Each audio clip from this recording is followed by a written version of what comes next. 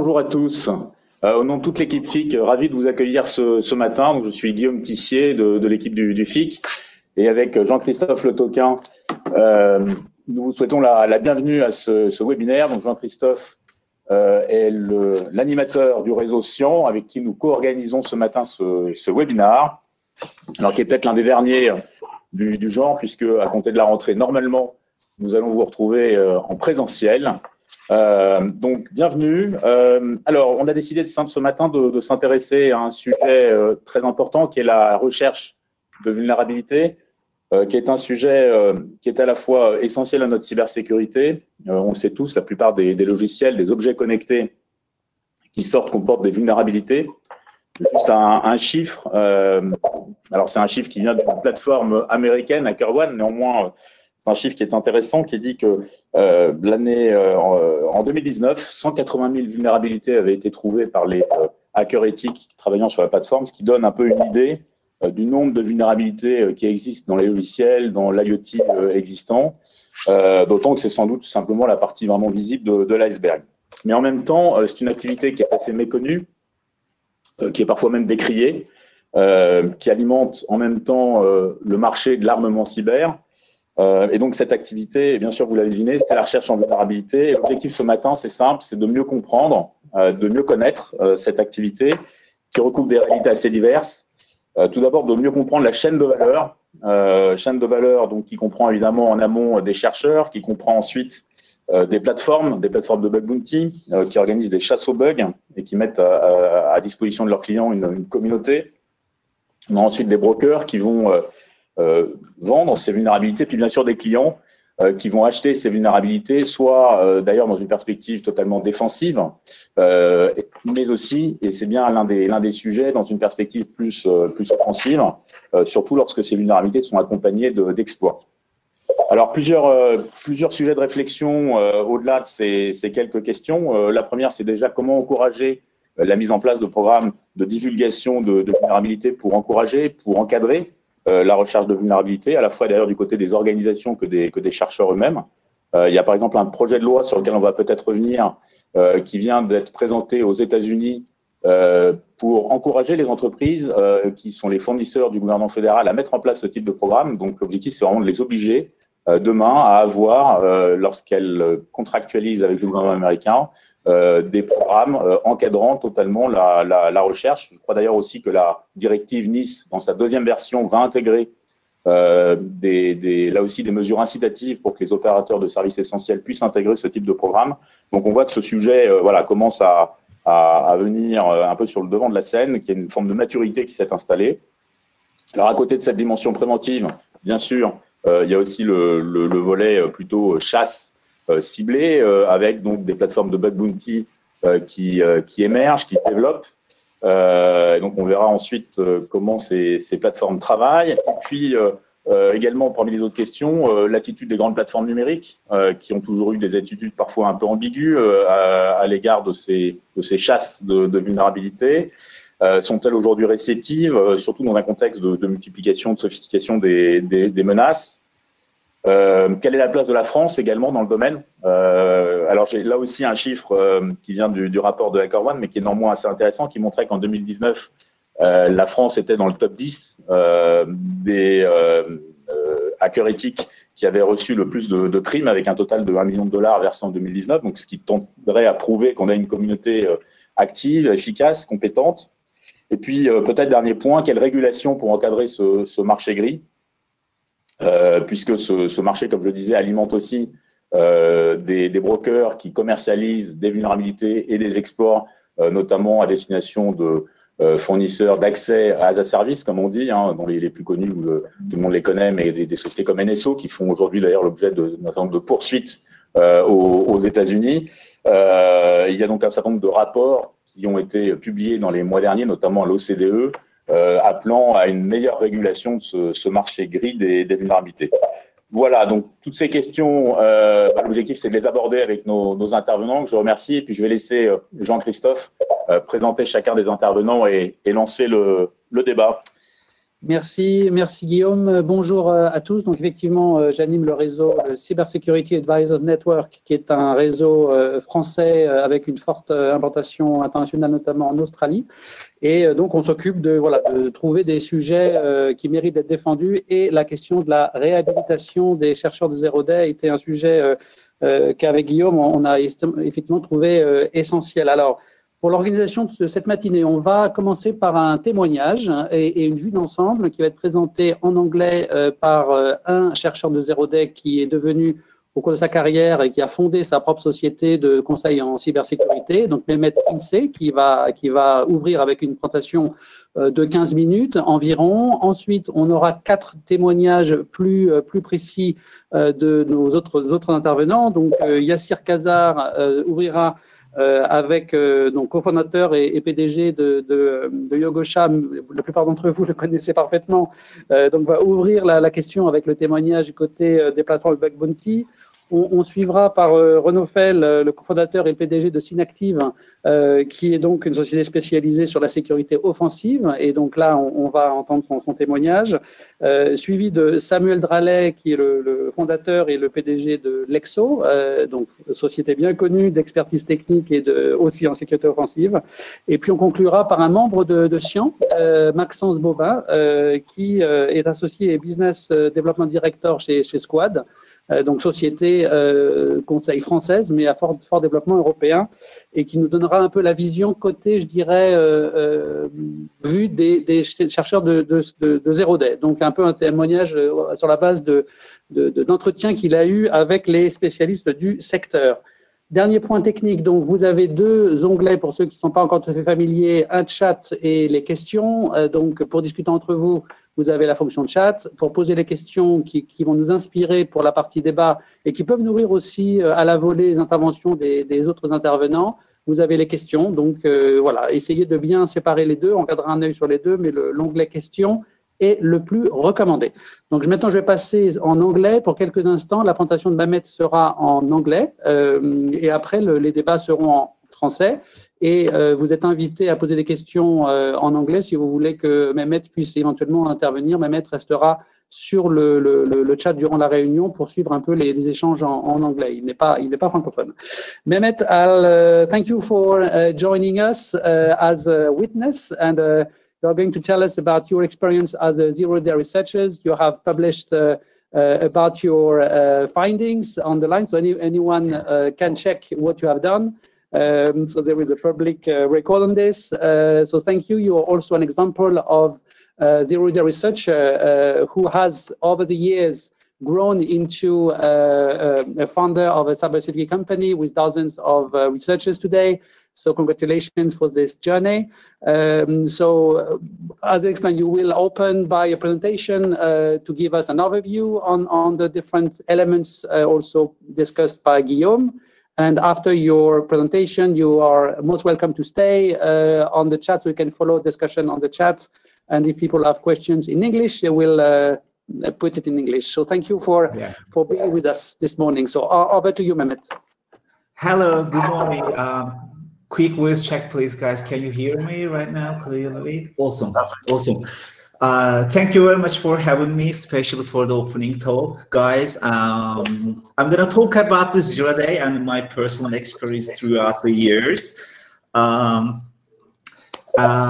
So let's get started. Actually, in the physical events, I usually ask you questions to the audience and say, put your hands up, and it was quick and quickly check out, some questions, but we have the chat options right now, as far as I can see. So guys, if you have heard Zero Day exploit before that presentation, can you please write a +1 into the chat so I can understand the audience in general? And in the meantime, I will start my presentation. Yeah, we can use chat for those quick checks. Also, nice. As I said before, my name is Mehmet Ince, and I'm one of the founder of the company named as Product. We are based in Switzerland, and we are doing cyber intelligence and cyber security stuff for almost 10 years. Today we're going to talk about the zero-day exploit, but I believe it is important to define what is the zero-day exploit in the first place. So basically, zero-day vulnerabilities and the exploits are just exploit targeting a vulnerability that defenders don't yet know about it. This is why it's so important and very hard to defend yourself, because no one knows about it. You don't have any kind of signatures. You don't know any technical details about those kind of vulnerabilities, but the cyber criminals knows it. So basically, they have vulnerability, and that vulnerability affects some products or solutions in the market, and even the vendors don't know anything about those vulnerabilities. So that makes it so important and critical, because it's just like, you have a weapon and you can go over the internet and exploit anywhere you want by using the vulnerabilities, because the defenders don't know anything about it yet. So I can give you one example to imagine what is this zero-day vulnerabilities, and I'm gonna give you an example. Like 5 years ago, there was one guy who was a former hacker, and currently they are working for a Google. That guy working for a Google, and that guy decided to look at the antivirus solutions, because we are paying the money. We are installing the antivirus softwares in our computers in order to avoid malicious activities. But those softwares, antivirus software is also software, which means it can contain a software bug. So that dude has geniusly found an idea, but like abusing the antivirus softwares itself, because it's a software. It doesn't matter what it's doing. It is implemented by humans, and if there is some sort of mistakes, that mistake can be abused by the hackers. So the idea is simple. If there is an antivirus software in the computer, by using the zero-day vulnerability inside the antivirus software, you can leverage your privilege to the higher. So basically, we are paying the money. We are using antivirus solutions to increase our security level, but in the end, hackers are abusing those kind of solutions and the prevention in the first place. That idea was quite interesting for me. So when I see those kind of zero-day vulnerabilities in the security community, I started thinking about the security risk of security solutions, because the companies and the governments, they are governmental institutions, they are investing the money for the firewalls, for the incident detection and the response, incident detection and response solutions. Firewalls, as I said before, antivirus, IPS, IDS, lots of security tools has been placed into the organization in order to increase the security level. But those kind of products are also software, which means it can contain software bug as well. So what kind of, I can give an example like email spam filters, log management, security operations center softwares. Those kind of products are crucial for the organization. So that makes a target for the hacker, because if there is an email spam filter solutions in the network of the company, the hackers know all the emails back and forth coming to the company or going to somewhere else. Every single email will be gone through that box. So if the hackers manage to break into that box, they can literally read any emails in the organization. So if you look at the situation from that perspective, I spent all the free time in the last 5 years for doing a security research on the security solutions on the market. So I'm going to give you one example from that experience. Of course, we are not talking about the name of the companies, but I would like to share one experience with the zero-day that I found a year ago. So we were doing a pen test for one of our clients, and we have found one security product that they are using it.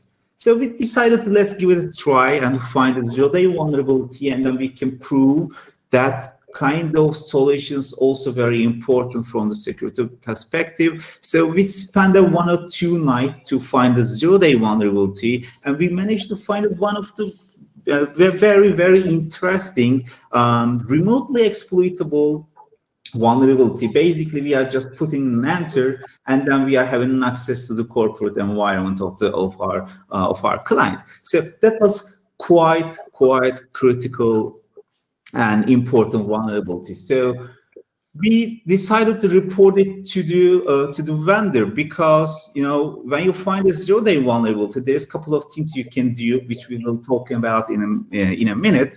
But when you find a critical vulnerability, you want to report it to the vendor. So we went to the vendor webpage and tried to find a way to responsible disclosure information about it. And we have found like an announcement from the company, and they were saying, send an email to the security@blabla.com. That was the email address that we need to get in touch if we would like to report anything.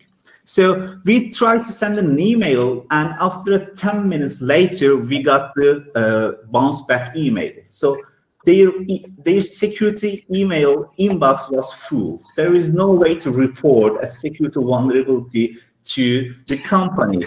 But when you have a very critical vulnerability, you really want to report to the vendor so it can get fixed. So we tried to get in touch their local representative in the Switzerland, and we managed to get in contact couple of guys in the company, and it turned out nothing. We spent 2 more days to find the correct contact to report the vulnerability, and finally we spent 3 more days. And thanks to the LinkedIn Premium feature, you can directly send an email to a person that you don't have a connection yet. So we try to send an email through the LinkedIn. Every single employee in the company get like a messages. I would like to get in touch with the security department. Also, if you are asking any questions in the chat, guys, unfortunately I don't know French, so could you please write it in English? So basically, we spent 2 days to find a zero-day, and then 5 more days to find a way to report it to the vendor itself. And in the end, after a week, we managed to find a correct contact from the company, and we started sending an email to each other, back and forth. And we spent 3 more days to prove the vulnerability itself, because in the end, there were some sort of, resistance. We don't have that kind of vulnerability. We send all the, proofs and everything. So basically, we spent like 10 days just to prove that they have the vulnerability in one of the most sold out products in the company history. So when they get the details and convinced, we started asking the questions, what is your disclosure plan? We would like to get this fixed as soon as possible, because according to our public information gathering, there was more than 5,000 companies who are using that product. So the fix has to be shipped as soon as possible. So they have told us they need 3 months to fix the vulnerability. So that was unacceptable. When you have zero-day vulnerability and reported to you from the white attackers or the security researchers like us, you don't need to, you don't have to wait like 90 days. It has to be fixed as soon as possible. So we have told them, we gotta do it in the 2 weeks, because there's more than 5,000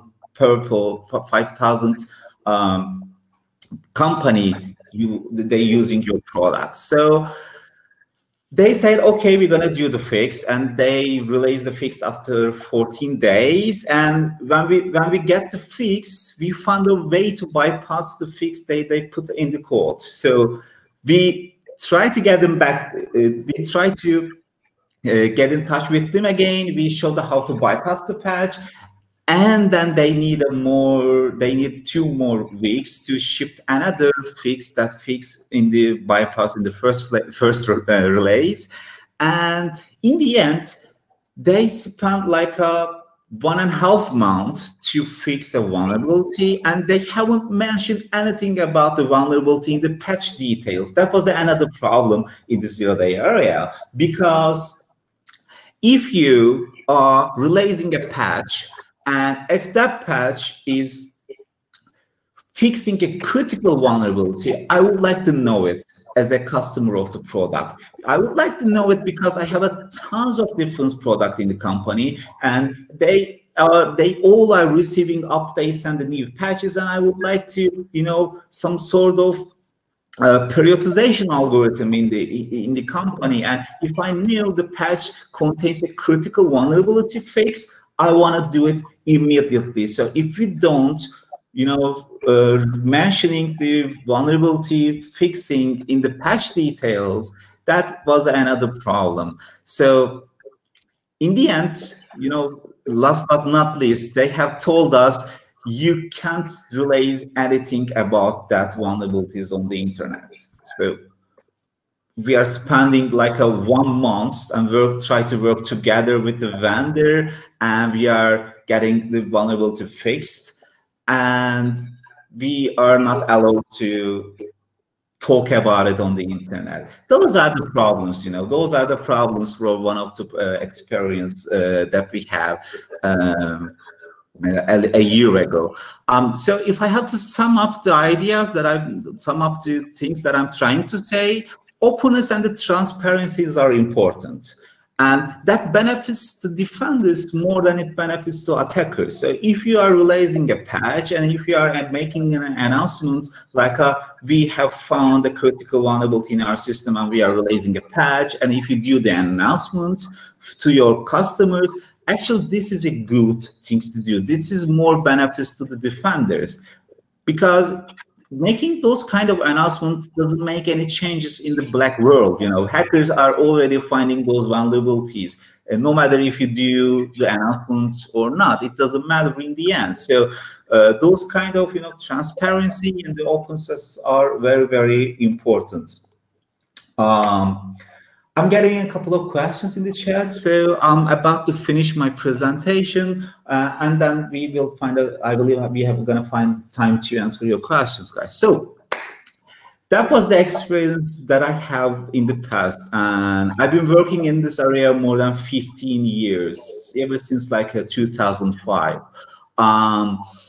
So who are the zero-day researchers? What kind of people are doing the research? I believe it's the important things that we need to understand what kind of people are doing it. So first and foremost, it's just not like a Hollywood movies, guys. There is no hoodie, like a hacking in the night, anti-social computer readers. No, this is not true. This is given by the Hollywood movies to us, guys. So every single genius security researcher that I ever met in my life, they are so normal people. They have just one obsession. One common thing that I have seen in security researchers is they have the obsession. So it's just like, if you are working on a security project and it's like, 5 o'clock in the morning, day is just starting the break, and you've been drinking the coffee all day long, and you've been working in front of the computer more than 30 hours in a row, and that process is similar to every single security researcher that I have met in my life. So when you press the enter and the zero-day is working, then you can go to the sleep. So those kind of people, a normal but the obsessive persons are usually as security researchers. And the interesting thing is that security researchers learn everything just because of the curiosity. And I believe the curiosity is one of the most driving motivation behind the scene. So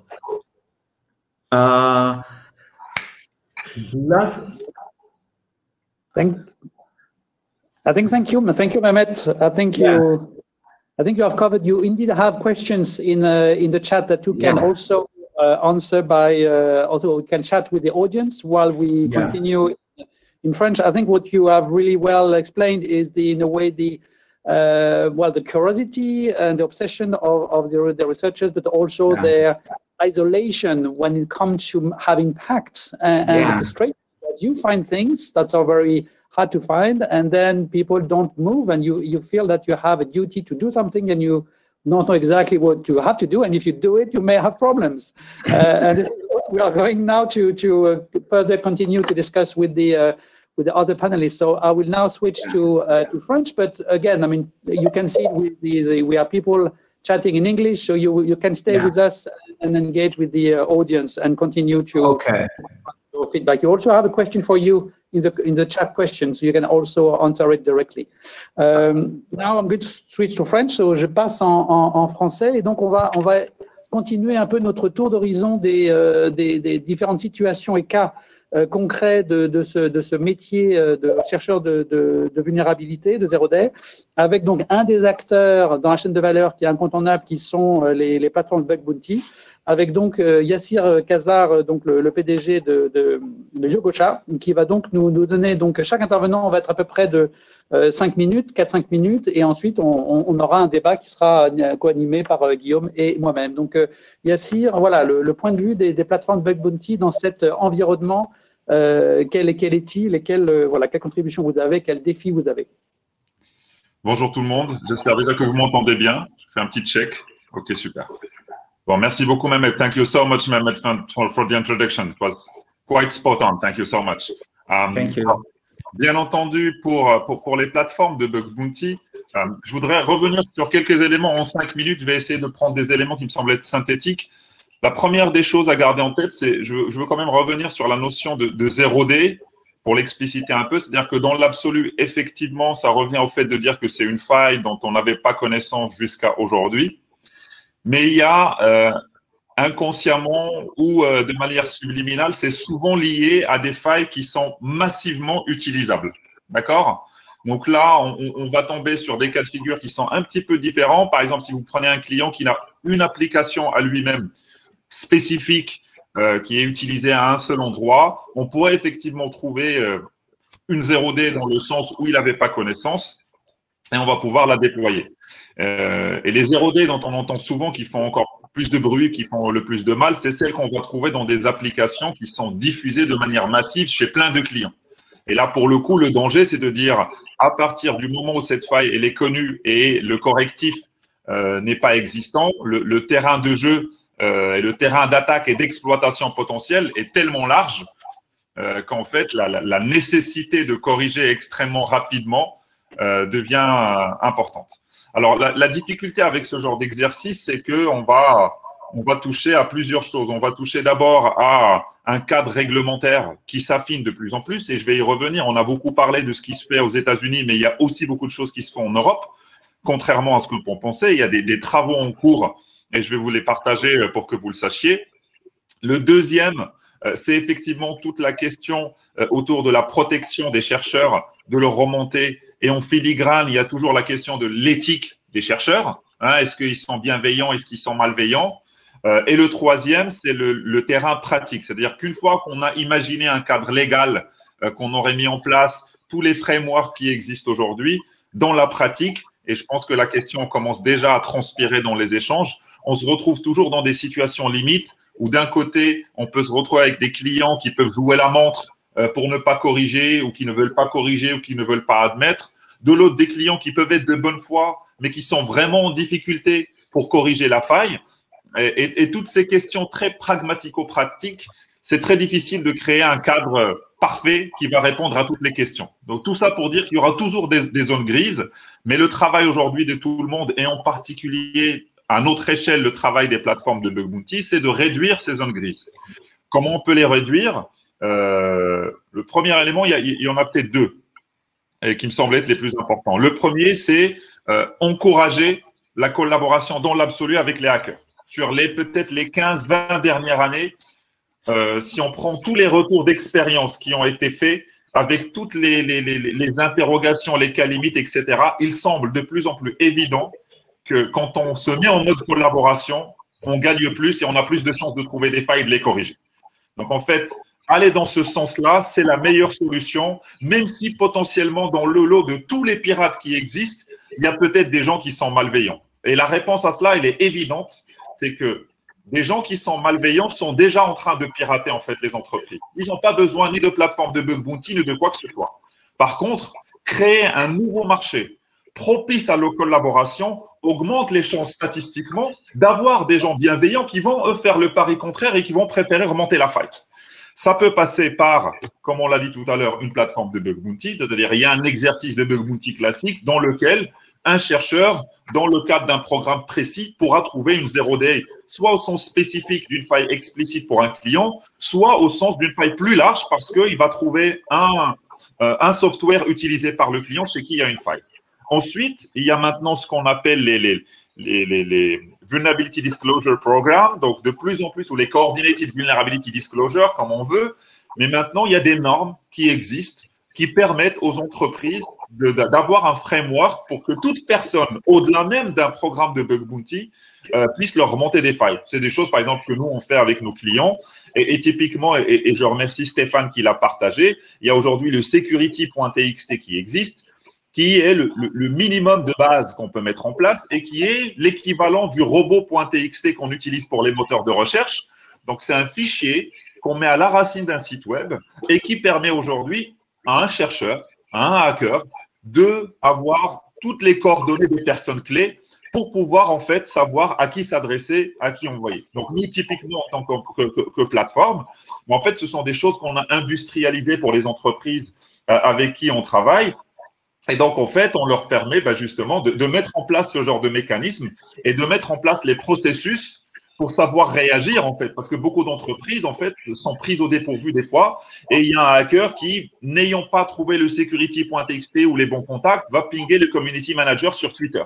Et là, pour le coup, en fait, on peut perdre un temps assez critique avant d'avoir la bonne personne. Donc, il y a le security.txt qui est une deuxième approche aujourd'hui très simple à mettre en place, mais qui va être assez importante. Et puis après, comme je vous le disais, il y a maintenant des travaux. Donc, typiquement, si vous regardez en Europe, il y a un dernier travail, un dernier papier qui s'appelle, je crois, Encouraging Vulnerability Treatment, qui a été fait et qui va dans ce sens-là.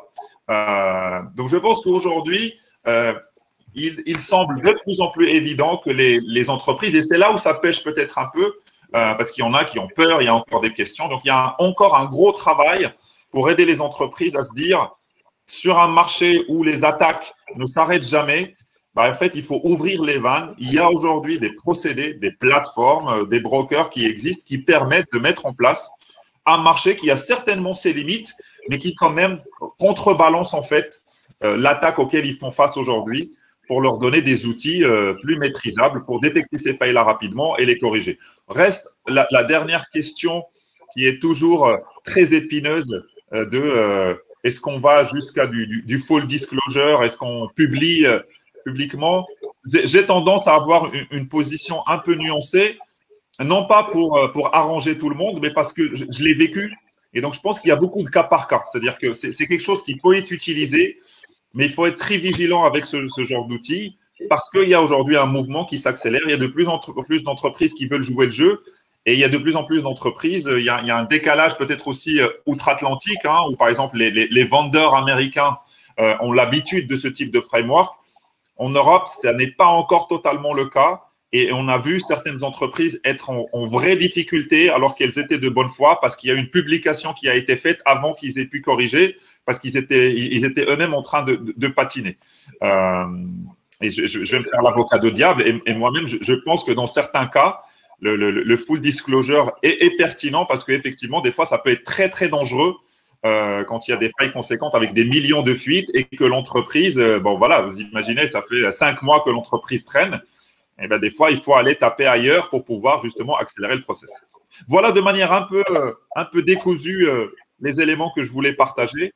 Et puis, j'espère qu'on aura l'occasion d'échanger un peu plus en détail sur toutes les questions parce que je pense qu'il y a plus de questions que de réponses sur ce monde-là.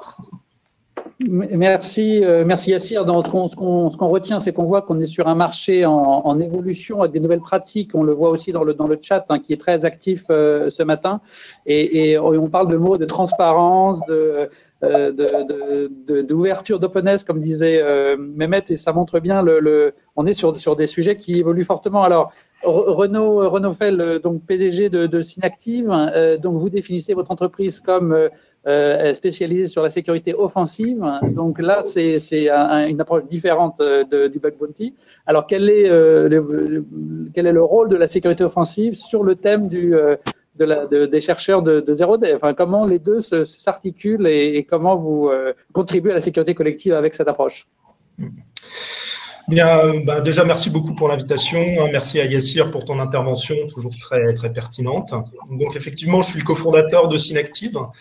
Comme vous le dites, c'est une société, on se définit comme spécialiste en sécurité offensive, ce qui signifie que notre expertise, notre métier, c'est de maîtriser les techniques, les outils des attaquants informatiques, d'apprivoiser un peu cet art, de trouver des vulnérabilités dans des systèmes informatiques et de montrer les risques à nos clients. Donc, on est clairement au service de clients, que ce soit des utilisateurs de ces logiciels ou des éditeurs de solutions qui veulent vérifier la sécurité de leurs produits avant la mise sur le marché. Donc voilà, c'est une société de plus de 80 experts en France. Pour vous donner quand même une info, on doit faire un peu plus de 300 évaluations par an. Et effectivement, contrairement à l'activité d'Yassir, nous, on a une équipe interne, ce qui permet des fois de bosser sur des projets identifiés avec accès au code source, accès au réseau interne, du détail technique sur les produits, pour être le plus en amont avant la release des produits. Et donc, effectivement, je tenais à participer à ce panel pour présenter cette activité, ce savoir-faire, et puis rendre hommage au talent des chercheurs de vulnérabilité qui, a priori, vivent très bien. Ils ont des amis, de la famille. Ils mangent bien, ils font du sport. Ils ne ressentent pas forcément le besoin tous d'être réhabilités. Mais bon, c'est vrai qu'il y a quand même des débats intéressants au niveau de la société et au niveau de la politique. Et alors déjà, ouais, je voulais aussi un peu en rebond rappeler quand même qu'il y a différentes recherches de vulnérabilité et il n'y a pas que les Zero Day. Une grosse partie de notre activité, c'est des tests de sécurité pour des sociétés qui déploient et utilisent des logiciels existants. Et on va déjà chercher beaucoup d'erreurs de configuration et d'installation dans ces produits. Avant même d'avoir un Zero Day, un truc inconnu, il y a quand même beaucoup d'erreurs qui sont possibles. Et on voit que les attaquants, il y en a une petite minorité qui exploite des Zero Day, mais il y en a aussi beaucoup qui profitent d'erreurs de configuration et d'utilisation et de déploiement de ces produits. Donc ça, il ne faut pas oublier quand même cette grosse source de vulnérabilité.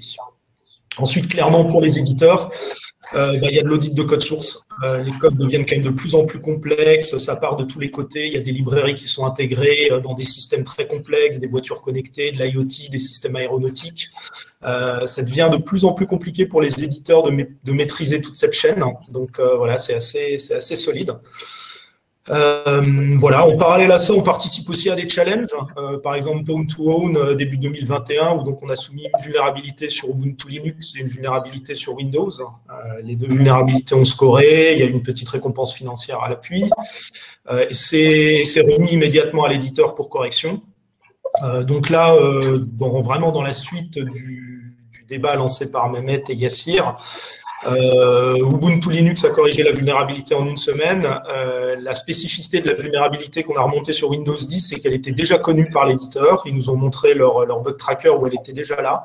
À ce jour, elle n'est toujours pas corrigée. Elle traîne toujours. Elle est connue par une partie des équipes Synactive, par une partie des gens de Microsoft.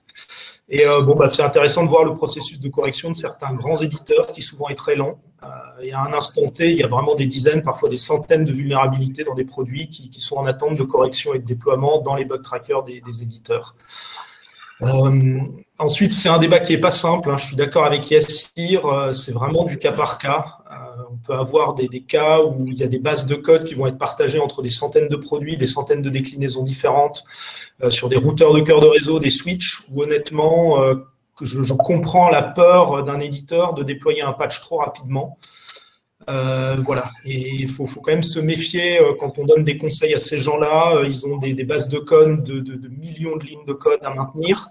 Voilà, quand soi-même on a déjà du mal à écrire un script de 10 lignes qui ne contient pas d'erreur et pas de bug, je pense qu'il faut quand même être assez attentif sur ces délais, les 14 jours, les 30 jours. C'est les grosses organisations, quoi.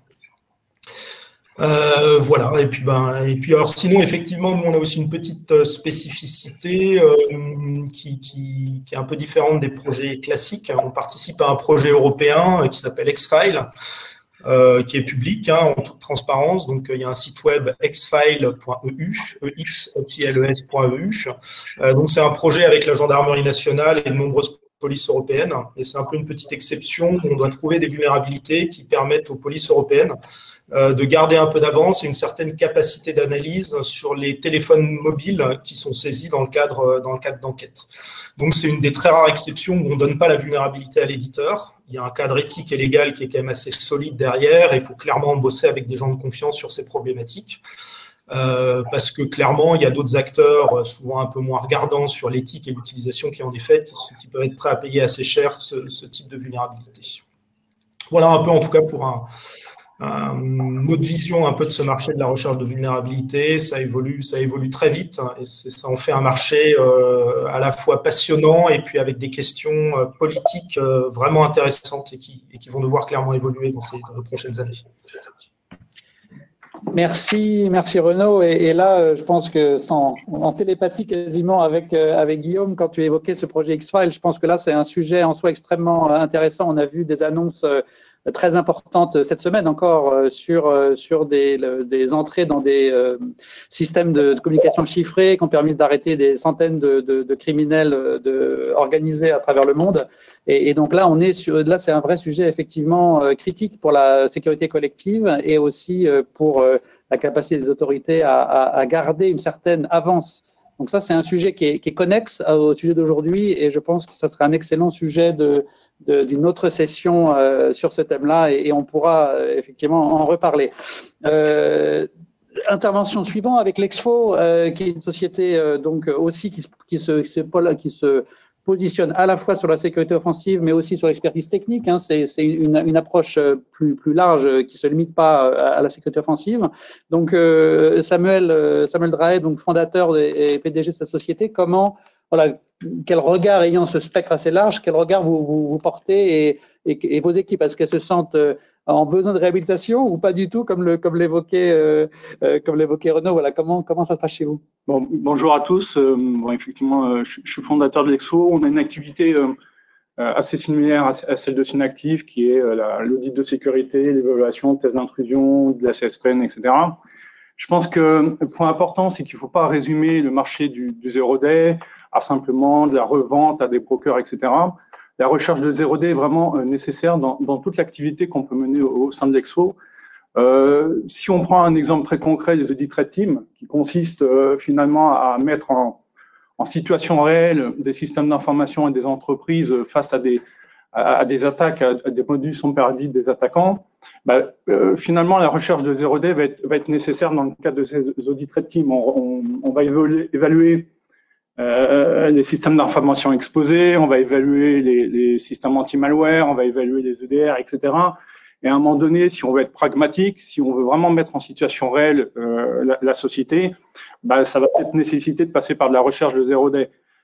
Et donc, qui dit recherche de zero day, dit exploitation pour à un moment donné atteindre les objectifs de ce red team, qui se concrétise généralement par des flags à atteindre. Donc, typiquement, on récupère des adresses, on récupère des boîtes mail, des documents confidentiels, on essaye de s'introduire depuis un système IT vers un système industriel, etc. Donc, finalement, à travers cette activité d'audit red team, la recherche de zero day est nécessaire. Alors après, vous allez me dire, qu'est-ce qu'on fait de ce zero day? Évidemment, il y a une remontée à l'éditeur, il y a une communication. Si à un moment donné, l'Exfo, pour faire sa publicité, souhaite communiquer sur cette recherche avec l'accord du client, on va attendre évidemment la publication d'un page de sécurité. Mais néanmoins, il y a finalement une recherche de zero day à travers cette activité, développement d'exploits, etc. Enfin, on va vraiment jusqu'au bout des choses pour finalement mettre en situation réelle les entreprises face à de réelles attaques. J'ai un autre exemple. On a, nous, une activité de surveillance de systèmes d'information exposés sur Internet. On surveille plusieurs milliers de sites web, d'adresses IP, de services, etc. Et là, c'est pareil. Le client attend de nous une mise en situation réelle, avoir une évaluation de son niveau de sécurité de manière assez pragmatique. Est-ce que mon site web, est-ce que mon service VPN, etc., peut est vulnérable à une intrusion, que ce soit par des vulnérabilités publiques, par du one day ou par du zero day. Donc, à travers cette surveillance, là aussi, on va essayer d'aller au fond des choses. On a quand même un devoir de conseil, on n'est pas là pour casser, mais vraiment à nouveau pour mettre en situation réelle. Donc, à travers cette partie surveillance, là, on va plutôt balayer un peu plus large. On a plusieurs milliers de sites web. Il y a des technologies qui sont utilisées à travers ces sites web. Là, c'est ce que disait Yassir tout à l'heure. À un moment donné, on va plutôt voir quelle est la technologie qui est la plus présente sur l'ensemble de nos clients.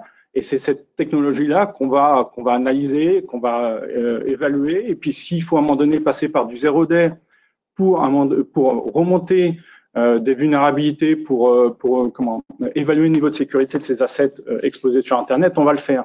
Mais là, à travers cette surveillance, à l'inverse d'un audit red team où on est vraiment sur du ciblé, là, on va ratisser assez large et on va regarder finalement toutes les technologies qui sont embarquées sur ces assets, sur ces sites web, et puis on va les évaluer. Donc, ça passe à nouveau par de la recherche de zero day si nécessaire. Évidemment, on va pas aller sur cette recherche s'il y a des vulnérabilités publiques ou s'il y a des erreurs de configuration, mais à nouveau, devoir de conseil, il faut être le plus exhaustif possible. Et s'il y a une recherche de zero day, on va remonter ça au client, on va remonter ça à l'éditeur et on publiera quand ce sera patché. Alors, on a à travers notre offre, donc notre offre de surveillance, c'est Ambionix. Il y a un blog, vous verrez qu'à travers différents blog posts, c'est finalement à l'issue d'une remontée de zero day qu'on a publié après, évidemment, patch de sécurité. Voilà, c'était l'idée de recherche de zero day. À nouveau, c'est pas forcément un marché où on vend du zero day à travers du broker. Cette recherche, elle est nécessaire partout. On a des industriels aussi qui nous demandent d'évaluer leurs produits ou alors des produits qui vont intégrer sur leur système d'information. Ça va on a eu un exemple, un industriel qui souhaitait développer et intégrer une application mobile sur des devices. Il voulait savoir quel device était le plus sécurisé par rapport à l'autre. Donc, il y avait une analyse de ces devices, de ces constructeurs, jusqu'à, à nouveau, recherche de zero day pour voir quel était le plus sécurisé. Donc, vraiment, faut pas, le marché du zero day n'est pas simplement un marché, on va dire, gris-noir, ça passe par des brokers. Je me répète, mais c'est à nouveau un marché, enfin, une expertise qui est nécessaire à tout niveau. Après, on peut se poser la question, la difficulté, c'est comment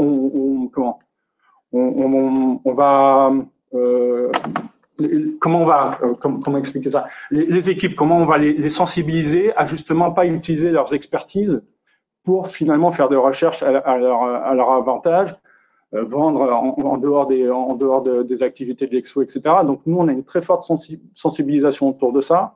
Yassir, il ne faut pas que tu l'entendes, mais on autorise le bug bounty à nos équipes, plutôt que d'interdire, autant merci, t'as vu, autant autoriser les choses, mais au moins, entre guillemets, contrôler les choses. Voilà, donc on autorise ça parce que ça fait partie maintenant de l'écosystème, c'est nécessaire.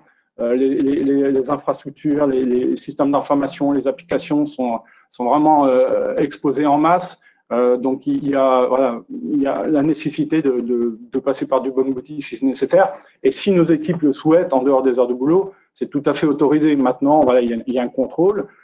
S'il y a de la découverte de zero day, pas à travers du bug bounty, mais par d'autres manières, là aussi, il y a une forte sensibilisation pour voir qu'est-ce qu'on fait de ce zero day, comment on le communique, comment on le remonte. Est-ce qu'on est une société, donc évidemment, est-ce qu'on peut en tirer un bénéfice financier? On fait pas du bénévolat, mais on essaie de tout contrôler pour pas atteindre des effets négatifs sur cette activité. Merci Renaud pour effectivement, ça amène beaucoup de nuances ce que tu expliques sur ce marché, les différents intervenants, les différents cas. Il y a beaucoup de complexité.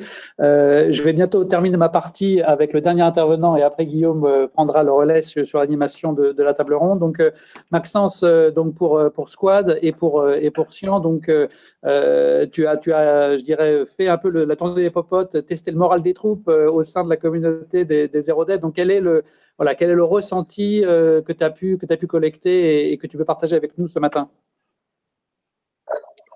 Alors, bonjour à tous. Déjà, est-ce que vous m'entendez bien? Ok, impeccable. Alors, oui, effectivement, merci Jean-Christophe pour l'intro. Alors, l'idée, je suis plus là en tant que membre de Cyan que directeur du BizDev de Squad, même si nous, juste pour donner la photo, on est aujourd'hui 600 personnes et plutôt du côté défensif, contrairement à tous mes petits collègues autour de la table. Ça, c'est la première chose. Je vais essayer d'illustrer un petit peu les différents témoignages que j'ai reçus de chercheurs de 0D à travers l'histoire d'Alice, prénom qu'on aime bien tous ici. Donc Alice était étudiante en France, école d'ingé, passionnée de recherche cyber, et s'est lancée assez tôt, à ses heures perdues, puis en temps plein, à la recherche de vulnérabilité 0D. Et elle a eu quelques déboires qui ont amené un parcours de vie assez spécifique.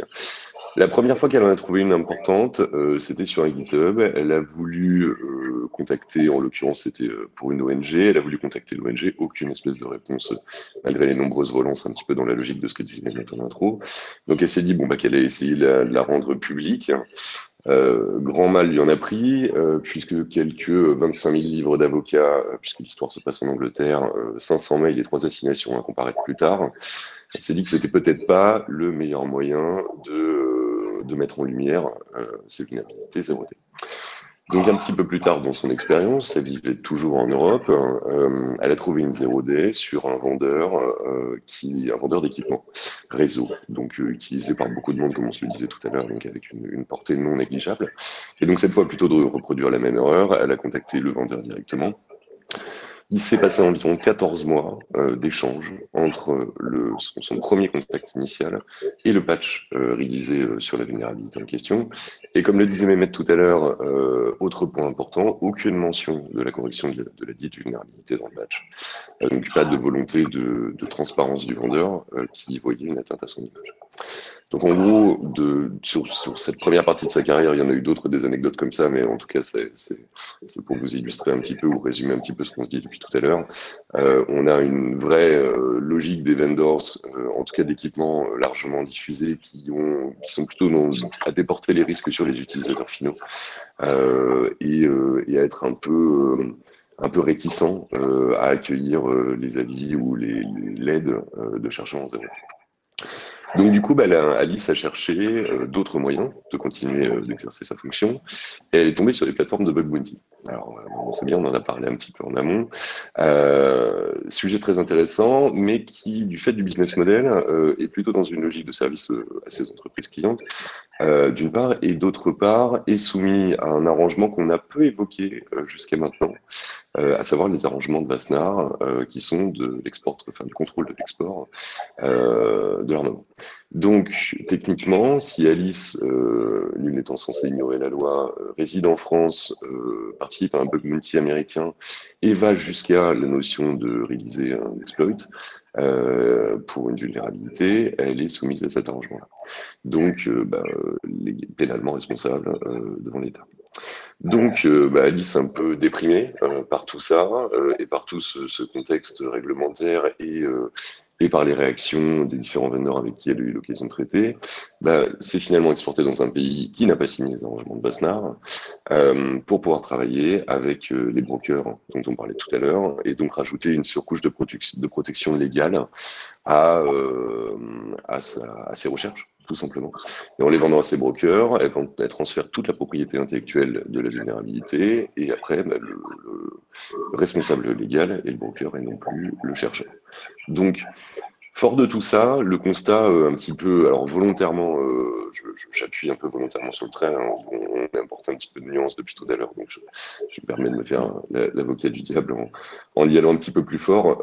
Le constat global des différents interlocuteurs avec qui j'ai pu discuter, qui ont eu souvent, à vrai dire, des parcours assez similaires et des déboires assez similaires, c'est que déjà, la réglementation française et européenne amène quand même pas mal à une fuite de cerveau vers des pays qui n'ont pas signé ces arrangements, parce que c'est quand même beaucoup plus simple légalement, et avec des pays qui ont l'habitude de traiter commercialement ces sujets, et où il n'y a pas de formalisation de la part des vendors, par exemple.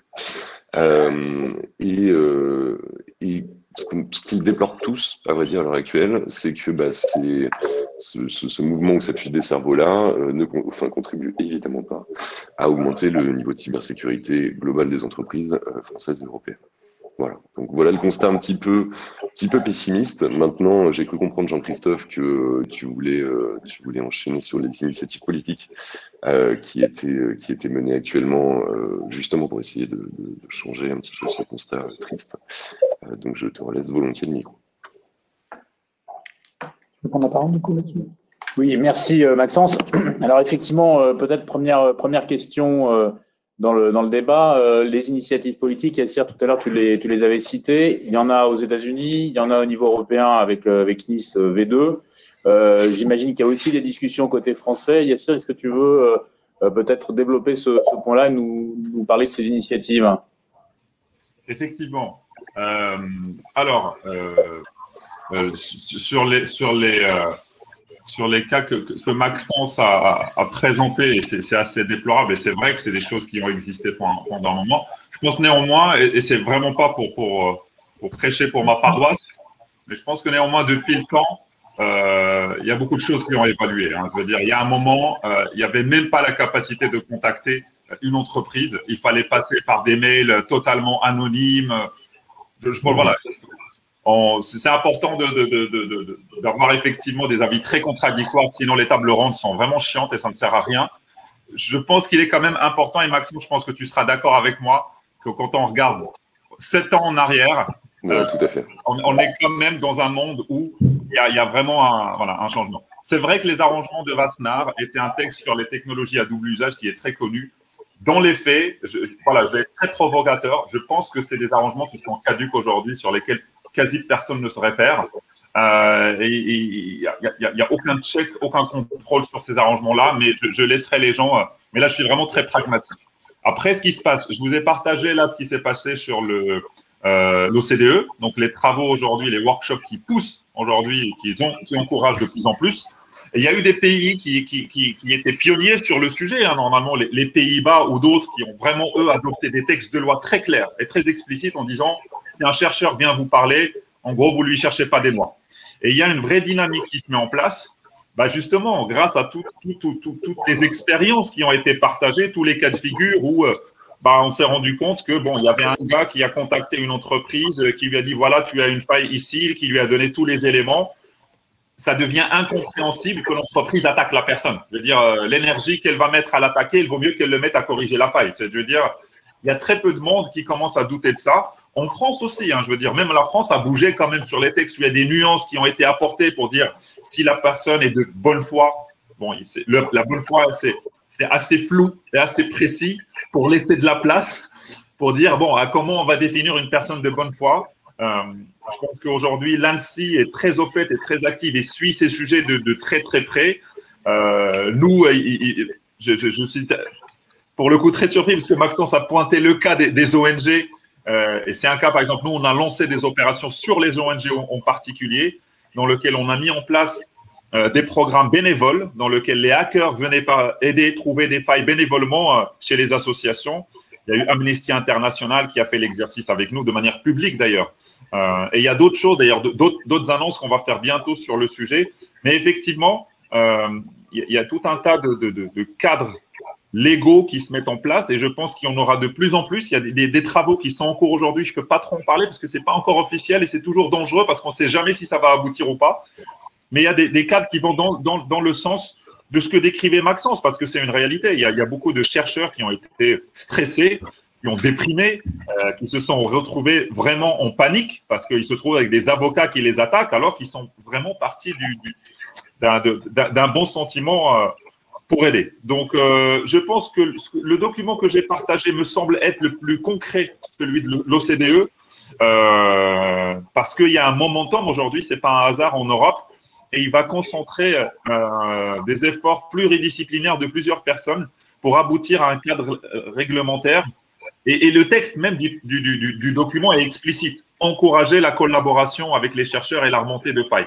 Donc, je pense qu'on est à un moment où on va franchir un cap pour rendre ça plus officiel, plus explicite, porté par des États. Maintenant, la pratique va mettre un peu de temps parce qu'on constate encore des fois qu'il y a des entreprises qui ne sont pas en fait de ce genre de choses. Des équipes juridiques d'ailleurs. Hein. La vraie difficulté d'ailleurs, nous, elle vient de très souvent le RSSI il est convaincu, les équipes opérationnelles sont convaincues, mais les juristes qui arrivent dans la discussion ne sont pas au fait de ces discussions-là, ne sont pas au clair. Donc, on doit leur sortir des notes de la Commission européenne, on leur partage ce genre de choses et en tant que juristes, eux, leur travail, c'est de mitiger le risque juridique. Donc, ils me disent, ouais, la note, c'est super, mais on sent que c'est encore un gros travail. Donc, on espère que c'est… Parce que l'enjeu, il est vraiment là.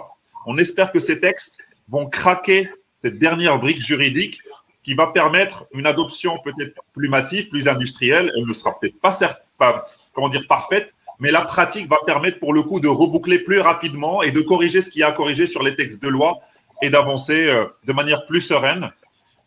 Aussi bien les entreprises que les plateformes, que les hackers, que les RSSI et que les équipes juridiques, bien entendu. Merci Yassir. Samuel, tu voulais réagir sur ce point? Oui, rapidement, je pense que ces textes réglementaires, etc., vont vraiment être profitables aux entreprises, mais on va toujours être confronté finalement aux chercheurs indépendants qui peuvent être payés plusieurs dizaines ou plusieurs centaines de milliers de dollars ou d'euros pour trouver des vulnérabilités. Alors, est-ce que ces chercheurs vont s'appuyer sur ces textes pour à un moment donné remonter leur recherche, ou est-ce qu'ils vont simplement passer par des brokers parce qu'il y a un aspect financier qui est indéniable. Donc, les tests réglementaires vont certainement profiter aux entreprises, elles vont être un peu plus sereines pour communiquer, et la manière de communiquer, on va toujours être confronté, moi, je parle pour l'Exo, Renaud je pense qu'il a le même problème. À un moment donné, comment nos chercheurs, ou n'importe quel chercheur, ne peut pas outrepasser ces textes pour finalement assurer une fin de mois qui est non négligeable. Voilà. Alors, comment faire justement peut-être pour encadrer sans restreindre, sans brimer le marché, puisque le sujet c'est ça. En gros, aujourd'hui, un chercheur, si je comprends bien, peut gagner énormément d'argent en basculant du côté plutôt obscur. Comment faire pour pousser, l'inciter à rester du côté éthique? Donc là, je ne sais pas s'il y a des alors j'imagine que ça va avec du management, ça va avec des programmes dont on parlait, mais est-ce qu'il y a d'autres solutions? Renaud? Je pense qu'il y a plusieurs, à mon avis, la problématique du chercheur individuel qui travaille dans son coin et qui échange quelques bitcoins contre un mail chiffré, je pense que c'est une problématique qui est quasiment impossible à régler. On peut quand même rappeler aux gens où partent les exploits dans ce type d'arrangement avec des pays qui ne sont pas toujours très regardants sur les droits de l'homme. Ensuite, soit les gens sont sensibles à l'éthique et à tout ça, soit ils ne le sont pas. Donc, je pense que ce n'est pas nécessaire de trop se focaliser là-dessus. C'est des problèmes très difficiles à régler. Par contre, il y a aussi quand même des sociétés plus grandes, des sociétés assez importantes qui ont pignon sur rue dans différents pays, au Proche-Orient, aux États-Unis, à Singapour.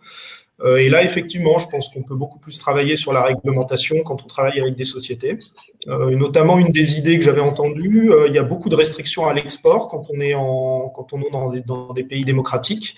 Il n'y a pas de restriction à l'import, c'est-à-dire qu'on n'a pas le droit d'exporter du matériel à usage dual sans autorisation. Par contre, on peut acheter à toutes les sociétés, même celles qui font du business avec des pays assez improbables. Est-ce qu'il ne faudrait pas un principe de réciprocité et finalement interdire d'alimenter des fois des business qui sont très limites? Alors moi, j'avais une question également sur le sujet de la weaponisation, comme on dit en mauvais français. On voit bien que la vulnérabilité, une fois qu'elle est identifiée, il faut que le chercheur puisse prouver, montrer évidemment à son client ou à l'entreprise qui en est la propriétaire que la vulnérabilité fonctionne. Est-ce qu'à chaque fois ça va jusqu'au développement de l'exploit et d'un exploit parfaitement fonctionnel? Quel est le lien entre les deux et comment tout ça s'organise? Je ne sais pas qui veut répondre à cette question, Samuel ou Renaud peut-être. Il y a effectivement dans une vulnérabilité, on va dire que quand on démontre une vulnérabilité selon la complexité, la simple connaissance de l'erreur logicielle peut représenter dans les cas entre 30% et 90% du boulot. Et le reste, c'est cet aspect industrialisation et utilisation à des fins malveillantes qui peut dans certains cas être non négligeable. Je pense que généralement, l'aspect weaponisation, ça ne va pas changer grand-chose. La vraie question, c'est avec qui on traite. Est-ce que vous êtes avec un broker qui utilise une adresse anonyme sur Internet ou est-ce que vous êtes en train de parler à l'éditeur? Pour moi, la question, ce n'est pas qu'est-ce qu'on échange, hein, c'est vraiment avec qui on l'échange. Et encore une fois, si vous êtes sur une plateforme de bug bounty légal, si vous parlez directement à l'éditeur de la solution, le problème ne se pose pas. Si vous parlez à des entités plus dissimulées, quelle que soit l'information que vous échangez avec eux, vous pouvez quand même prévoir qu'elle sera utilisée à des fins malveillantes. Quelqu'un veut rebondir sur ce point? Non. Alors, autre question peut-être sur la taille de la communauté française et européenne sur ces sujets. Bon, on le sait, il y a une maturité du marché nord-américain sur ces questions peut-être différentes, une maturité supérieure. En même temps, on voit qu'il y a une maturité qui se développe quand même côté européen depuis quelques années. Il y a des plateformes justement de bug bounty qui émergent. Quelle est la taille? Là, je citais tout à l'heure HackerOne là, qui parle de 838 chercheurs potentiellement activables via leur plateforme. Quid du côté français? Alors, historiquement, la France a une communauté sécurité qui est très forte, très compétente, très solide. Ça, depuis 20-25 ans, enfin, on n'a vraiment pas à rougir d'autres pays. Les chiffres ensuite sont très difficiles à avoir parce qu'à l'intérieur de cette communauté, il y a une graduation des compétences qui pour la peine, est vraiment très large, quoi, entre la centaine de chercheurs qui sont vraiment capables de trouver des vulnérabilités dans des produits en production, Microsoft, Google, Apple, etc. Et puis des chercheurs plus jeunes, peut-être moins expérimentés, qui vont plus se concentrer sur des vulnérabilités web un peu plus classiques, etc. Donc, c'est très dur d'avoir des chiffres. Hein, et encore une fois, les chiffres, c'est une chose. La compétence derrière peut vraiment… j'ose pas donner les chiffres là, mais… Enfin, en tout cas, il y a des gens qui trouvent des vulnérabilités pour lesquelles vous aurez beau mettre 1000 personnes moins compétentes, il n'y aura pas de compétition là-dessus. Je ne sais pas ce que tu en penses, Samuel, mais il y a dans ta carrière des gens brillants qui sont irremplaçables. Exactement. Ouais, c'est… Comme on dit, c'est pas parce qu'on mettra 9 personnes sur un mois qu'on fera un bébé en… Voilà, exactement. Ainsi. Alors, est-ce que si je peux permettre… pardon. Bien sûr. Vas-y, Sien. Non, je suis tout à fait d'accord avec ce que disait Renaud. Et puis moi-même, je suis sur une plateforme et le parti pris qu'on a pris, c'était celui de dire les chiffres, les grandes annonces de chiffres, c'est pas ça ce qui va être intéressant, mais plutôt aller qualifier les compétences. D'ailleurs, il y a une étude du MIT qui a été faite, si je dis pas de bêtises, qui a analysé un peu les plateformes. Et là encore, c'est pas pour faire du cocorico ou quoi que ce soit, ou pour dire les Américains racontent n'importe quoi, c'est juste pour apporter les nuances qui vont bien. Ils se sont rendus compte en analysant les plateformes dites ouvertes qu'il y avait à peu près 1% des compétences qui travaillaient vraiment. Le reste, c'était soit des gens qui étaient là par curiosité, soit des gens qui ont été, là par opportunisme. Mais vraiment, le pourcentage qui était capable de travailler de manière continue, de trouver des failles et de remporter une bonne partie des mises était quand même un tout petit pourcentage. Donc, ça va dans le sens de, si on réfléchit en termes de communauté au global, il y a une communauté assez large de passionnés, de gens qui savent trouver autres. Et à l'intérieur, il y a les nuances de gris qui vont bien, qu'il faudra garder et qui ne passeront que pour de la qualification. Et là, par contre, ça, on peut le voir sur les plateformes parce que pour le coup, on peut voir une personne, combien elle a trouvé de failles, qu'est-ce voilà, l'historique, la qualité des failles qu'elle a trouvées, etc., etc. Un dernier point, peut-être pour revenir sur la question du marché noir et du marché gris et du marché blanc. C'est vrai qu'une des difficultés aujourd'hui, c'est que quand on se rend compte que sur certains brokers ou autres, il y a des prix qui sont annoncés pour aller weaponiser des attaques qui sont assez délirants, entre guillemets, et qui font qu'effectivement, il y a une contrebalance qui est créée. Et donc, nous, on se bat, moi je le dis pour le coup, on se bat pour que vraiment les entreprises comprennent qu'elles ont intérêt à payer des failles dans les programmes de bug bounty et qu'il faut qu'elles se lâchent parce qu'elles seront toujours gagnantes. Il y a des clients qui le comprennent vite et d'autres qui, du coup, tombent dans le travers de vouloir négocier à la faille à chaque fois. On leur dit, non, mais attendez, là, c'est pas du tout c'est vraiment pas le sujet. vous avez la capacité d'avoir des gens qui travaillent avec vous en continu pour trouver des failles. Si vous regardez ces gens-là, ce qu'ils pourraient gagner si jamais ils en ont marre et qu'ils vont de l'autre côté, voilà, la balance, elle va très, très vite basculer. Donc, il y a aussi ce sujet qui est très touchy. Je pense aussi que sur le broker, sur le marché noir, des fois, il y a des effets d'annonce, alors que les prix, des fois, peuvent être un peu plus bas, avec des conditions très compliquées pour ceux d'entre nous qui ont un peu jeté un œil sur ça, où il y a une première partie du paiement qui est faite en attendant qu'il y ait la weaponisation qui est livrée, une autre partie qui est payée une fois que ça a été testé grandeur nature. Bon, voilà, on rentre dans des considérations qui sont très compliquées. Néanmoins, il peut y avoir un appel d'air parce que voilà, quand quelqu'un vous dit on va vous payer 500 000 euros si vous trouvez tel type de faille, ça complique la vie des fois pour des plateformes qui veulent créer un marché transparent, blanc, dans lequel on travaille en B2B, quoi. Oui, surtout que tu as quand même des brokers qui sont pas tous noirs. Hein. Tu as quand même des brokers qui défendent les intérêts des éditeurs. Exactement. Et donc, c'est ça qui rend la pêche encore plus compliquée. C'est qu'à un moment donné, il y a un aspect financier qui autour duquel on peut pas outrepasser. Il faut prendre en considération. Mais voilà, tous les brokers ne sont pas noirs. Alors, pour rebondir, quelle complémentarité aujourd'hui entre ces différentes approches? C'est-à-dire que, bon, on a parlé bug bounty, on a parlé red teaming.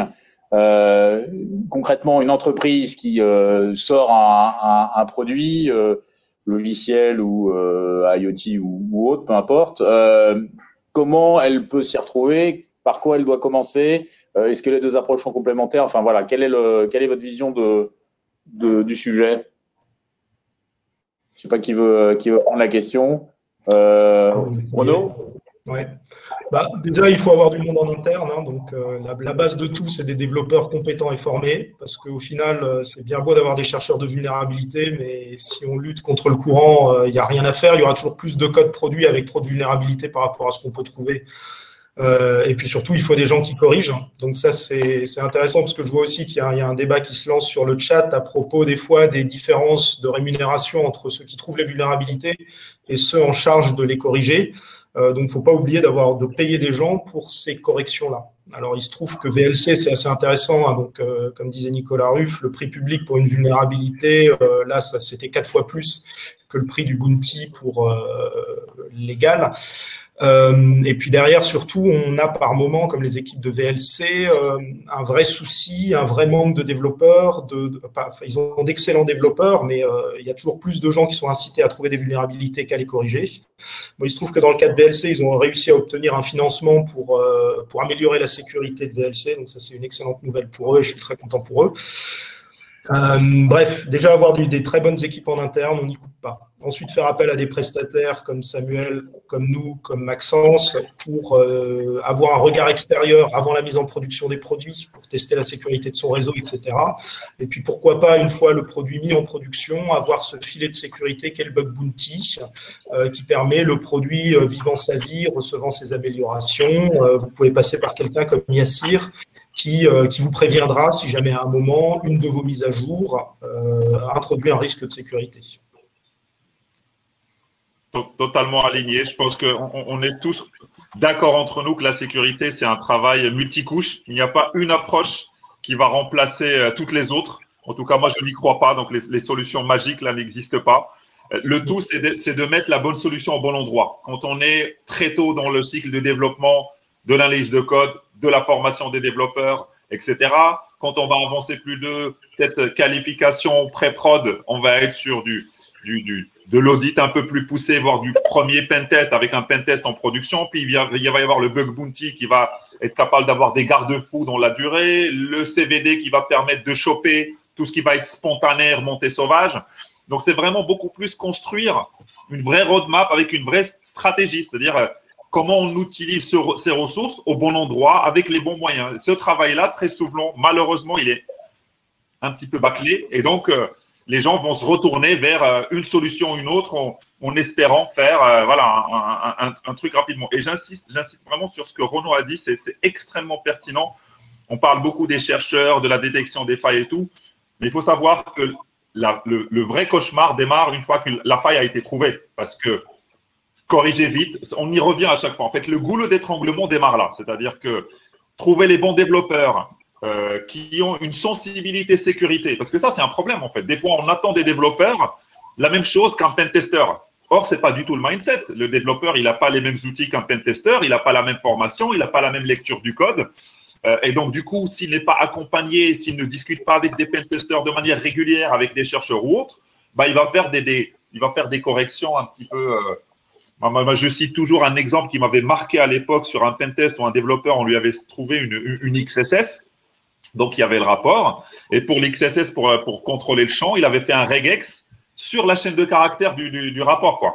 Donc, autant vous dire que lui, il avait corrigé la faille normalement, de manière bête. Alors, on peut dire, ouais, il était lazy, il n'a pas fait son taf. La réalité, c'est qu'on sait que les développeurs sont pressurisés pour délivrer rapidement. Il fait de son mieux. Il a fait un truc intelligent. Mais après, on voit bien qu'il n'a pas été formé. Donc, je pense que ça, les développeurs, mais aussi les métiers, dire aux métiers, quand on te trouve une faille, c'est la même chose qu'une fonctionnalité, en fait. Il faut être capable de la prioriser de manière propre dans le cycle de développement et ça doit être considéré comme une partie du produit. Ce n'est pas juste un support ou quelque chose en plus, ça fait partie du produit. Voilà, une faille dans l'authentification des utilisateurs, ça devrait être dans les definition of done. Si vous faites des cycles DevSecOps, ça devrait être intégré. Je voulais revenir également sur le full disclosure, là, qui est un sujet que l'un de vous, je crois que c'est Yassir d'ailleurs qui l'a abordé tout à l'heure. Bon, ça reste une menace quand même pour les entreprises au sujet de la pression et quelque part un peu parfois du chantage qui est fait sur la publicité que pourrait donner le chercheur à la vulnérabilité. Est-ce que ce full disclosure, finalement, ça va pas à l'encontre totalement de cet objectif de sensibilisation des entreprises sur la mise en place de programmes, parce que c'est quand même sur le volet communication, c'est une vraie crainte quand même. C'est un peu la double peine. Non seulement on a un outil peu sécurisé, mais en plus on va être exposé potentiellement à la face du monde avec un impact lourd en termes d'image. Une réaction, Renaud ? Ouais, je pense que le full disclosure, à mon sens, l'impact du full disclosure sur la stratégie des éditeurs, historiquement, il y en a eu un. C'est vrai qu'il y a 15 ans, quand des sociétés comme Microsoft, comme Cisco, comme Oracle ont été beaucoup exposées là-dessus, ça a eu clairement un impact sur leur image. Est-ce que c'est quand même resté très dans la communauté sécurité ou est-ce que vraiment ça a eu un impact sur leur stratégie et leur business? Ça, c'est une bonne question. Je pense que clairement, ce qui a eu, à mon avis, un très gros impact, ça a été tous les virus, tous les vers qui sont communiqués massivement sur des produits comme Microsoft. Ça, vraiment, les clients tapent vraiment du poing sur la table.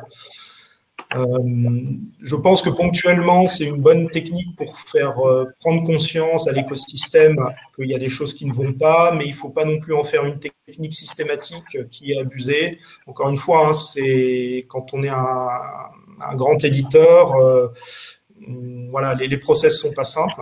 Et puis, quand on est un petit éditeur, ou alors, pire encore, l'exemple de certains logiciels open source qui sont maintenus par un gars sur son temps libre alors qu'il est utilisé dans des navettes spatiales dans l'espace, le full disclosure, à part humilier le développeur qui déjà manque de temps et manque de moyens, est-ce que ça sert beaucoup? Je ne sais pas. Qu'est-ce que vous en pensez? Non, je pense qu'il faut aller dans le sens des éditeurs. Enfin, on est tout un écosystème. Il faut, entre guillemets, qu'on s'entraide. Je sais que nous, quand on doit divulguer une vulnérabilité, on s'assure que l'éditeur n'est pas en risque, que tout est bien patché, qu'il faut attendre plus de 90 jours, plus de 120 jours pour le faire. On attendra. Voilà, on ne met pas en risque l'éditeur. Maintenant, on va commencer à être un peu plus virulent, entre guillemets, si on voit que l'éditeur se moque un peu de nous et tend à prendre du temps à patcher ou une mauvaise foi. Mais le full disclosure, franchement, il est vraiment adapté à chaque contexte, à chaque logiciel qu'on aura évalué, à chaque éditeur, le mindset de l'éditeur, etc. Donc, pour moi, il n'y a pas de règle. Mais l'idée, c'est quand même de tous s'entraider. C'est bien, entre guillemets, c'est bien facile de casser, mais je suis d'accord avec Yassir et Renaud, c'est encore plus difficile de corriger derrière. Donc, on n'est pas là pour casser les choses, on est là pour faire évoluer la sécurité des softs. Et puis, je pense que historiquement… Pardon, Maxence, vas-y. Non, vas-y. Non, vas-y, je t'en prie. Bon, ça va. C'était juste pour dézoomer un petit peu, c'est il n'y a pas de solution absolue, sinon je pense qu'on l'aurait déjà trouvé. On est quelques-uns de malins autour de la table, donc ce sera pas le livrable de ce débat de ce matin. Le sujet de toute façon, et qui est en nette amélioration quand même depuis ces dernières années, c'est une espèce de convergence à la fois des textes politiques, comme le rappelait Yasir tout à l'heure, et notamment sur les initiatives qui sont en train d'être menées en ce moment, d'un côté. D'un autre côté, l'éducation des entreprises à tous les niveaux, qu'on parle aussi bien de la branche cyber, juridique et métier de ces entreprises-là. Normalement, une fois si on continue d'avancer tous ensemble dans ce sens-là, il n'y a pas de raison, et que le statut des chercheurs en 0D n'évolue pas, et que le niveau de sécurité globale n'évolue pas. Alors peut-être pour faire un dernier tour de table 2, on permettra à chacun d'entre vous d'intervenir, et peut-être Mehmet will ask a last question for you to say a few words, because you have been chatting extensively, so you may have last comments to share with us. Thank you very much for everyone, and also I would like to thank to the people who are organizing this. And there was a lot of questions on the channel. I was trying to answer them one by one. And if you have questions, you can directly get in touch with me from any kind of LinkedIn or Twitter.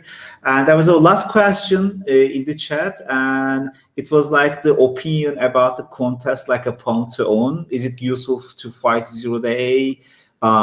Gray black market versus giving opportunities to intelligence services or brokers to recruit the researchers. Actually, the answer is very long, but in the end, offensive security companies, intelligence services or cyber criminals, they are always demanding zero-day vulnerabilities. So making a competition like organizing the events like a Pantheon increases the numbers, because the more researchers are spending more time on the vulnerability research, and they are attending to the contest like a Pantheon, and there is a huge amount of money as a winner of the Pantheon. Like, if you go and check out the latest awards of the Pantheon, it's just like more than $1 million given to the researchers. So I believe there is, I believe we have to make it harder for the, zero-day business for the cyber criminals. So if you organize those kind of events, if you are offering the money for the researchers, in the end, lots of good guys spending more time on the finding a zero-day and closing all the gaps, which means there will be less zero-day vulnerabilities can be used by the criminals or the intelligence agencies who are willing to, use zero-day. So, basically, those contests are, very good and helpful. Thank you, Mehmet. Thank you. I will now switch back to French for the last comment from the other panelists. So, on va recommencer dans le même ordre avec commençant par Yassir, donc je le préviens juste pour qu'il se prépare. Peut-être 2 sujets sur lesquels vous pouvez intervenir pour votre dernière remarque. Alors, librement sur tout autre sujet, mais il y en a 2 sur lesquels on pourrait peut-être avoir vos commentaires éventuellement, ou l'un des 2 en tout cas. L'open source, est-ce que le modèle open source n'a pas une faiblesse systémique, puisqu'il n'y a peut-être pas de financement de la sécurité qui est suffisamment intégré? Donc, est-ce que dans le vieux combat qu'on croyait dépasser entre le modèle open source et le modèle propriétaire, est-ce que l'open source n'a pas une faiblesse systémique sur ce point-là? Question. Et l'autre question par rapport aux travaux de l'OCDE, est-ce que entre rester dans l'informel, faire mûrir le sujet de manière par de la collaboration pure, ou des modèles un peu soft law de l'OCDE, ou des modèles hard law à la façon américaine, quel est le meilleur modèle? Est-ce que vous avez une préférence entre ces 3 modèles? Le dernier ayant l'avantage de créer un débat public structuré, organisé avec les juristes, notamment, qui ne sont pas forcément très au fait de tout ça, mais avec l'inconvénient de rigidifier une matière qui est en perpétuelle évolution. Donc, voilà, si vous avez, pour votre dernière remarque, en commençant par Yassir, vous pouvez choisir l'un de ces 2 sujets ou un troisième à votre choix. Yassir, à toi. Pardon, je remettais mon micro. Alors, le sujet de l'open source, ouais, clairement. Alors, je pense qu'aujourd'hui, l'open source a tous ceux qui ont parié contre l'open source se rendent compte aujourd'hui de la longueur de vue que cette communauté a pu avoir et de la pertinence de cette approche dans l'absolu. Maintenant, effectivement, sur les questions de la sécurité, c'est clairement une question de moyens et de budget pour pouvoir mettre à disposition des investissements. Il faudrait réfléchir un peu à la lumière de ce qui s'est passé avec VLC sur peut-être des pots communs d'intérêt pour des solutions qui sont partagées par beaucoup de monde, des fois par des entreprises, des fois par des États. Ça vaudrait le coup quand même de réfléchir à des pots communs mutualisés pour, je prêcherai pour ma paroisse, mais pas que, lancer des programmes de bug bounty, faire des tests d'audit et participer justement au développement de ces produits-là en y intégrant de la sécurité, en sachant que généralement, comme dans les projets open source, il y a quand même des gens qui trouvent des failles, qui les remontent si on regarde les GitHub ou autres des projets. Mais à un moment, si on veut vraiment dynamiser ça, il faudrait peut-être imaginer ce genre de solution. Sur le reste, sur la deuxième question légale, et je ferai rapidement, je pense que les trois existent. Et je pense que les trois momentum sont des moments différents. C'est-à-dire qu'à un moment ou un autre, on arrivera sur des textes rigides. Parce qu'une fois que c'est dans la loi, c'est ce qui se passe. Mais je pense qu'aujourd'hui, les trois sont en train d'avancer en parallèle. La preuve, c'est que là, on a ce genre de discussion. Donc, ça fait partie de cette collaboration publique puisque c'est accessible, les gens peuvent voilà. On a des discussions au quotidien entre communautés avec les entreprises et on a tout ce qui est en train de se passer d'un point de vue institutionnel sur les textes qui sont en train de se préparer. On va aboutir à une rigidification d'une manière ou d'une autre. On va à ce moment-là rentrer dans une autre phase, c'est qu'on va se rendre compte qu'il y a des lignes rouges qui vont être dessinées. Et à ce moment-là, soit il faudra agrandir ces lignes rouges parce qu'elles ont été trop restrictives, soit au contraire, il faudra les restreindre encore plus. Mais ça, après, ça devient un débat civil classique et ça va suivre son cours. Renaud ? Moi, je voulais revenir sur la question de l'open source, qui est une question effectivement super intéressante. C'est ces porteurs de valeurs qui sont effectivement très belles. C'est des très beaux projets qui aujourd'hui sont vraiment au cœur de la plupart des grandes infrastructures Internet actuelles. On ne se rend pas compte à quel point l'Internet et les systèmes actuels reposent sur beaucoup de travaux open source, pas intégralement, mais quand même énormément. Et ce qui était très sympa dans les années 90, c'était marrant, on avait un petit Internet convivial, etc. Aujourd'hui, malheureusement, c'est très compliqué d'assurer une stabilité, une force de réaction suffisante quand, encore une fois, on est un groupe de développeurs bénévoles et qui est en charge de maintenir des solutions majeures. Nous, il y a quelques années, je crois, il y a 4-5 ans, on avait trouvé des vulnérabilités sur Bind, qui est un des gros serveurs DNS qui gère une grosse partie de l'Internet avec notre DNS, etc. Les échanges qu'on avait eus avec les développeurs étaient assez préoccupants parce qu'ils n'avaient pas le temps, ils n'avaient pas assez les ressources. On leur a fourni un patch pour une des vulnérabilités qui était facile à corriger. Il y avait d'autres vulnérabilités, c'était dans DNSSEC, qui étaient beaucoup plus lourdes et qui nécessitaient de nombreux jours de développement. Il leur a fallu plusieurs mois avant de pouvoir se libérer le temps nécessaire. Et c'est quand même, je trouve, assez préoccupant à ce niveau-là. Samuel ? Je n'ai pas compris ça. Non, mais je pense que, pas plus de remarques, en fait. Je crois que le 0D est un débat qu'on aura encore de nombreuses années, etc. La difficulté, c'est que voilà, les systèmes d'information deviennent de plus en plus hétérogènes, avec une multitude de technologies. Et la difficulté va vraiment être de maintenir un niveau de sécurité assez optimal sur ces infras, tout en limitant évidemment la